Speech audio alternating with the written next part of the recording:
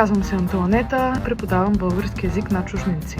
Вече се чувствам сякаш го правя цял живот. Около година. Говоря английски, български и малко немски. Никога не ми е било лесно, но винаги е било много обогатяващо и приятно, защото езиците са като различни светове.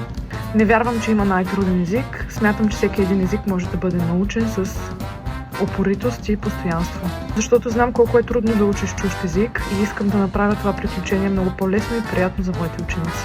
Много важно. Това е ключа да се чувстваш напълно интегриран, да комуникираш, да разбираш какво се случва около теб и също така да участваш в социалния живот на страната. Труден е. Това е изцяло нова азбука, изцяло нови букви и граматични правила, които се различават от правилата в техните езици. Любимата ми дума е споделям, което означава to share. Странна дума шакалкавя. България. И двете, неразделни са.